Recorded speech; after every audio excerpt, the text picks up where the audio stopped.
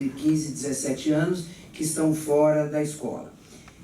Há jovens, por outro lado, na escola, mas que têm uma vinculação tênue com a escola. Não compreendem exatamente a função, a finalidade, o exercício, o que está sendo feito ali, não foram completamente apresentados à escola, ou a escola não lhes foi completamente apresentada.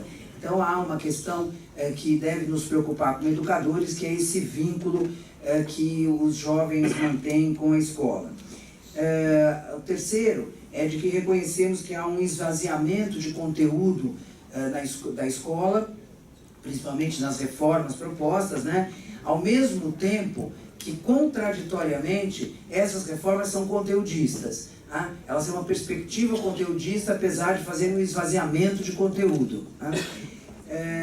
E um quarto ponto seria que há uma desigualdade social que se reflete ou se apoia na escola. Não é a escola que produz a desigualdade social, mas a desigualdade social está posta no meio educacional, na escola, e ao mesmo tempo essa desigualdade social tem se apoiado, tem se fortalecido pela desigualdade que é reproduzida no meio escolar. Então, esses pontos são importantes para que a gente possa pensar a posição apresentada. A outra coisa é dizer que no projeto Lula, agora defendido pelo nosso candidato Haddad e Manuela, nós temos lá claramente posto que, quando eu digo projeto Lula, tem outro jornalista que falou assim, mas o projeto é só do Lula? Não, nós temos denominado como projeto Lula o projeto para o Brasil, tá? E, claro, quem coordenou o programa foi o Fernando Haddad, mas, enfim, só para esclarecer, né? Está lá posto claramente a revogação da reforma do ensino médio, está colocado já como ponto de programa, a ideia de concretizar as metas do PNE, articulando com os planos estaduais e municipais, a institucionalização do Sistema Nacional de Educação, o apoio dos institutos federais às escolas estaduais, que tem índices baixos no IDEB, que não tem ainda, que tem lá, apresentam uma certa fragilidade, vulnerabilidade e de necessidade de fortalecimento, de formação de professor, estaria sendo feito, tudo isso estaria sendo feito através de uma política de convênio, de acordo com os institutos federais, numa clara intenção de esvaziamento do papel das ONGs, das OESs, nessa função social, né?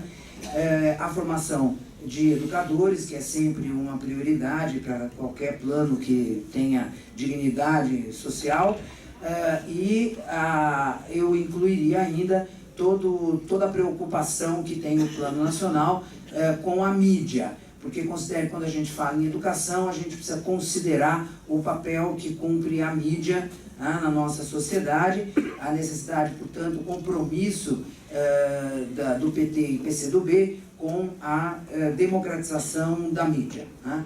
Lembrar ainda que tudo que a gente fala, o professor no primeiro espaço, ele disse, eu não acredito em promessa de político. Né? Eu acho que o presidente Lula prometeu muito menos coisa do que ele fez. Né? Ele é uma pessoa com pouca escolarização, que criou 18 universidades e extensão de vários campi nas universidades, ele criou 500 institutos federais, né? Ele ampliou o orçamento para 206% do orçamento do MEC, o piso salarial dos professores foi instituído, o Fundeb, a troca do Fundef pelo Fundeb, as matrículas de creche que se triplicaram, a educação indígena e a educação quilombola como preocupação e uma série de ações nessa direção, as matrículas do ensino superior que subiram de 3 milhões para 8 milhões, né, de 2002 a 2015, elas subiram de 3 para 8, fortalecimento das cotas nas universidades e o ProUni com as universidades particulares, isso tudo mostrando de que fomos capazes, né, dessa construção e o nosso candidato hoje à presidência da República, o Fernando Haddad, foi sem dúvida o melhor ministro da educação que o Brasil já teve. Não quer dizer que não tenha falhas, necessidade de aprimoramento, mas que o melhor até hoje na nossa história. Então, isso para dizer que a gente se sente muito potente, muito capaz de trabalhar na direção de qualificação da educação brasileira e, no caso, da educação de São Paulo, né, afinados com os princípios do projeto Lula para o Brasil e, claro, com as especificidades do estado de São Paulo. Marinho tem afirmado, também no seu programa, a necessidade de um pacto pela educação, né?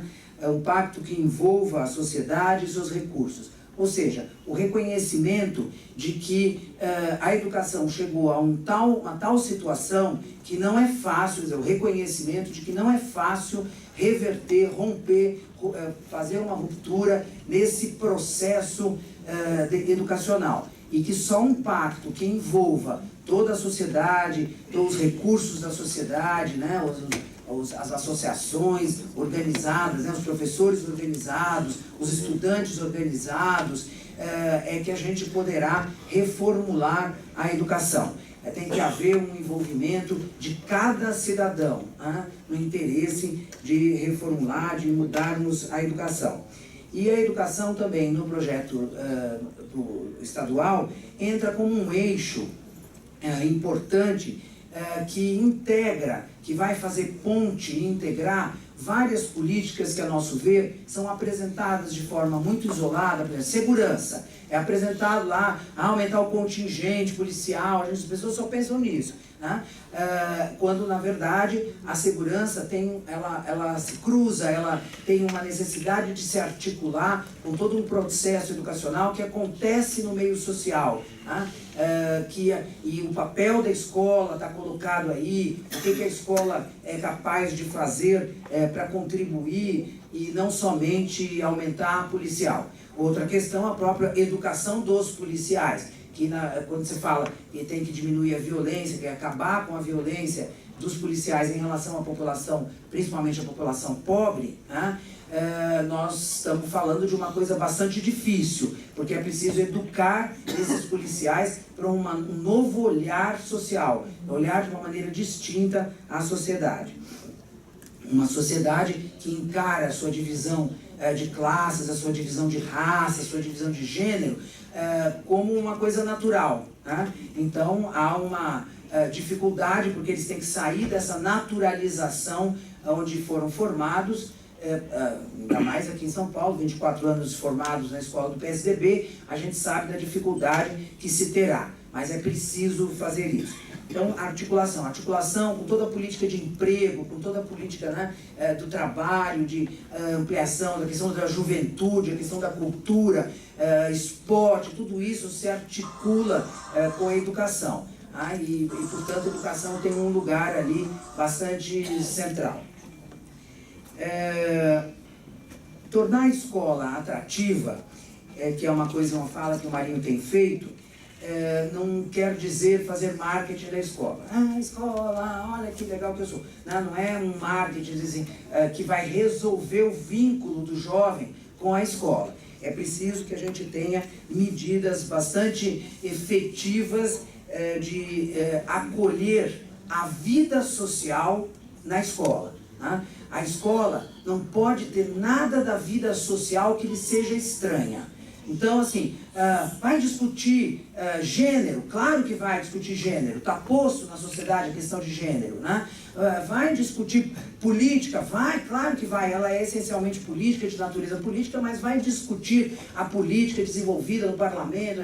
Então, nada pode ser estranho à escola, porque a escola é construção de cidadania. Se a gente tiver algum conteúdo que a gente diz assim, isso deve estar fora da escola, tem alguma coisa estranha nessa concepção de escola. A reforma do ensino médio, ela vai no sentido contrário de tudo isso, né? Ela parte de uma naturalização da divisão de classes. ela tem o trabalho manual, o trabalho braçal na nossa sociedade e o trabalho intelectual. E ela, então, se propõe, através da ideia dos itinerários formativos, que parece bonita, porque oferece coisas, olha que legal, podem fazer, chega assim, até a pensar que a autonomia da escola está garantida, né? O que vai acontecer a gente sabe. Dada a nossa desigualdade social que marca a instituição escola, nós vamos fortalecer, vamos ser mais apoiadores ainda da desigualdade social instituída na nossa sociedade. Então, a gente é absolutamente contrário a isso e é preciso, para superar isso, partir da ideia da naturalização de classe social que tem sido feita nesse campo, né? A transformação da escola, ela, portanto, deve se dar, eu vou passando assim meio depressa, que está aqui avisando o tempo, né? Desculpem. A transformação da escola deve se dar pela superação da sua natureza enciclopédica. Não é necessário diminuir disciplinas, como pensa a reforma. Né? Diminuir disciplina para não ter assim tanta diversidade de coisa e ficar concentrado numa coisa só e melhorar a qualidade. Bobagem, equívoco, né? Porque é o contrário. A escola, ela tem que rever o seu jeito de trabalhar o conteúdo. Ela não tem que ser conteudista, ela tem que trabalhar com ideias gerais, com ideias centrais de cada um dos conhecimentos, né? Mas ela deverá abarcar todos os conhecimentos. Ela não pode dispensar nenhum conhecimento que a humanidade conquistou. Ela é o lugar da sabedoria constituída pela humanidade. E com isso, claro, e está aqui no programa do Marinho, no item que ele tem lá, fixará a obrigatoriedade do ensino da filosofia, da sociologia, da educação física, das artes, ao lado de outros componentes curriculares existentes. Será aplicado aí a lei do ensino da história da cultura afro, que também será aplicada.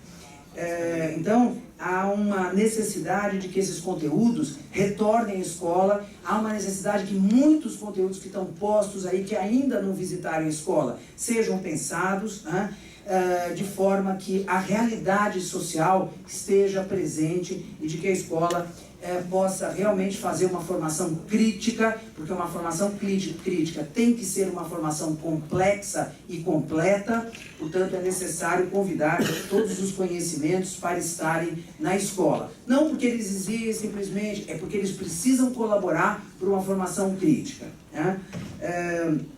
O ensino médio, ele não pode ser pensado exclusivamente como uma formação